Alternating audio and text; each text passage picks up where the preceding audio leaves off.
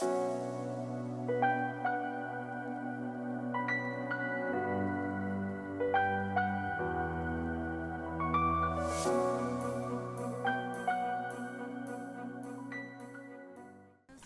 everyone and welcome to the new channel. Thank you so much for tuning in. I really appreciate your support.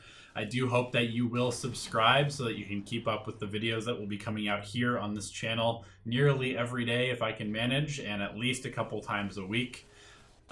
Thank you again for all of your support while I was with Pugna, and I'm really happy to bring you my new project here, Dota Alchemy, and I hope that we can continue on with getting better at the game.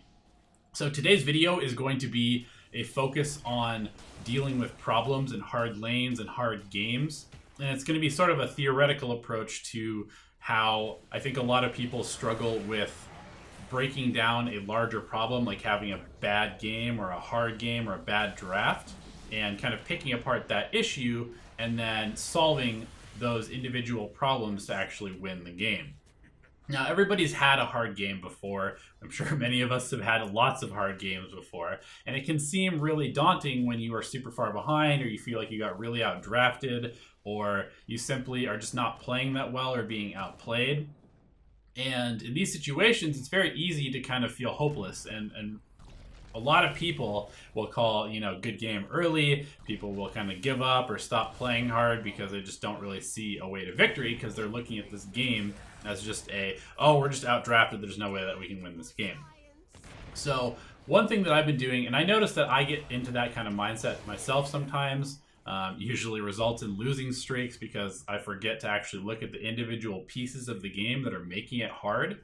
And I interviewed SVG, the coach of EG at the time and current captain of VGJ Storm back at TI7, and I asked him just this question. And one of the things that he was talking about in his answer was that it's really important, instead of focusing on mistakes, it's really important to focus why the game was hard, because not every mistake that people make is what is called an unforced error in tennis.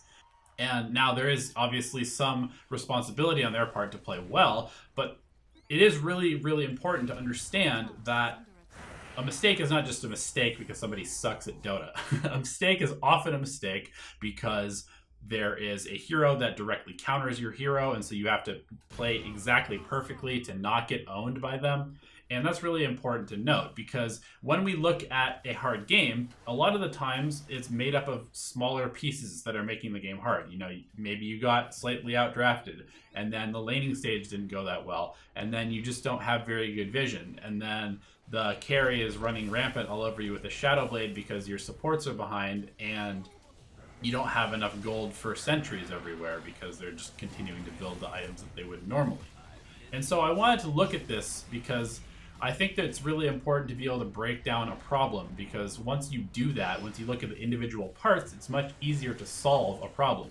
Nobody looks at a car that's breaking down and they don't just say, oh, well, the car's broken. Well, I'm going to throw away this car. It's not going to work anymore. They break down the car into these individual pieces, and then they try and solve the problem that way by, fixing those. So I wanted to sort of present a few scenarios, and you can see in the background here that we're playing a game against Techies. And I think that Techies is like the quintessential hero. He's the hero that makes people have to sort of compartmentalize how they want to play the game. You have to play very disciplined to beat a good Techies player. And that's an approach that really works for the rest of Dota as well. So what you really need to do is, instead of just defining the main problem as, oh, we got outdrafted, this game is over, look at each part of why this game is hard. So, okay, you got outdrafted. What are the problem heroes? What is the specific hero that you think outdrafted you? What are these enemy heroes trying to do with their draft that you think is bad for your draft? And then you can kind of think about how to perhaps fix that. And so a lot of the common scenarios that we mentioned earlier are things like, I get picked off when I try to farm because we have no vision. I can't get vision on the map as a support because they have invisible heroes and good map control and are just killing me every time I go to ward. The enemy carry is super farmed and can single-handedly kill anybody in a one-on-one fight. And we can't team fight them because they have better team fight and more items to be able to team fight well. And now my team is flaming me because we have no vision and I can't farm, and they're just complaining about how hard the game is. You know, this is a very kind of common scenario that a lot of Dota players encounter. And so when you think about it, we just named, 5 or 6 different pieces to that problem. But when you look at the whole thing and you're just kind of in that experience, it's very easy to be like, well, this is totally over. Get me out of this game. This is bullshit. I can't do anything. But if we look at each individual thing and we kind of prioritize what are the main issues, it becomes a little bit easier. And I'm not saying this is going to guarantee you wins, but it will definitely allow you to come back in hard games a lot more regularly than you do normally. If you're just looking at the game from a, oh, woe is me, this game is too hard kind of point of view.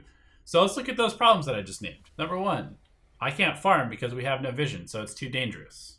Well then, have you heard of this little item called an observer ward and its nice blue friend, the sentry ward? I believe that if you are a core hero, you have the 80 gold plus 100 gold to be able to buy a sentry and observer ward combo.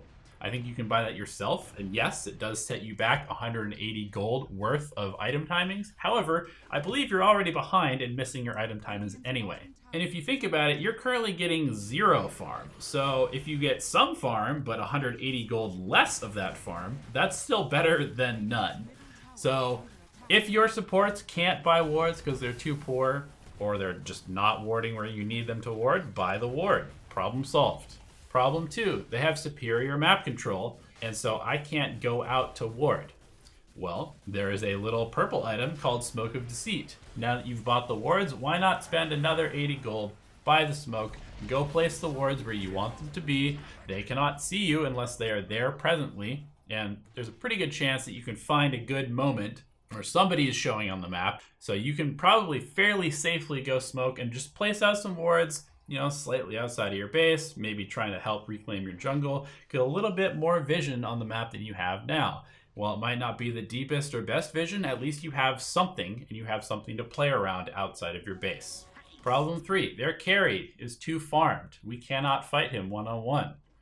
Okay, so don't fight him one-on-one. Split push over and over and over. Just continue to shove out the lanes as far as you can, using that ward vision that you placed for yourself. Push it out until you feel like you're in danger. TP home, go to the other side of the map, push that side out. Again, as you're pushing it out, if you can get some wards, then place them as you go. Slowly, slowly, slowly, get a little bit more map control. And you can do this all yourself. Doesn't matter what position you're playing. You can do exactly what I'm saying right now. Slowly expand your map control, push the lane out. When the other team starts to rotate in, you go to the other side of the map and you continue pushing and pushing and pushing. You're just extending the game, buying time, not taking fights. And if your team goes in and takes a stupid fight, you just continue pushing unless it is somewhere where you can immediately reinforce and you believe that you could possibly win the fight if you were there. Other than that, you don't show up for fights unless they are trying to push your high ground and take you to your 3s, because your shrines are very important. Problem number 4, we cannot team fight them because they have more items or they have more team fight than us. Well, the nice thing about split pushing is that it tends to force the other team to split up. And generally, a team that's ahead is not going to rotate 5 heroes to stop a split pushing hero. They are going to try to push their advantage and get as much out of the map as possible, sending 1 or 2 heroes back to stop a split pusher. That means that as soon as those heroes show up to stop the split push, you have the opportunity to take a 4-on-5 or 3-on-5 fight somewhere else on the map. So, as you split push, look for opportunities on the other side of the map, see who is TPing back to stop the split push, see if there's vulnerability on the enemy team because they no longer have their initiator, or maybe their carry is gone all of a sudden. And the moment you see that, you probably have some more gold because you've been split pushing these creeps. Buy a smoke, get some detection if you need it, and just make a call. Grab your team, try and go take a fight if you think that you can win a fight with this numbers advantage. And the really important part of this that I see a lot of people make a mistake on is that once you win that initial fight, you get that pick off or those 2 or 3 kills that you got, people tend to get greedy. They want to just get more and they want to push as many towers as possible because they've been cooped up in their base and stuck on their side of the map for so long, and so they end up overextending, chasing kills, and all you have to do is just back up, regroup, get another smoke, go back to split pushing, take it real slow. You've put the fear in them at this point. If you've split pushed to get them to split up, and then you kill 2 or 3 of their heroes and they've been leading the whole time, suddenly they're scared. They're not going to play as aggressively. They're going to give you more space to farm, more space to split push. That is already a step in the right direction. And suddenly this hard game, this unwinnable game, is now not so hard. And the last thing that I wanted to talk about is when your team is flaming you because the game is going hard. Mute. That's it. You just mute them. Problem solved. So as you can see, this really kind of gross game that you're in where you have outdrafted and you're out carried and you're out team fought and you have no vision and your team is flaming you can actually be broken down into fairly solvable problems. And again, like I said, you're not necessarily always going to be able to pull this off, but at the very least, if you're looking for these opportunities, you're going to be able to find a lot more wins out of these sort of difficult games. And I know that there's probably some people out there that are like, well, if the game is outdrafted and my team is just bad and they're flaming me, then what's the point? Why would I even try? Let's just get the game over with and move on to the next one. And to that I have to say, I mean, fine, if that's your attitude, but you cannot complain about MMR and you cannot complain about your teammates because you have given up.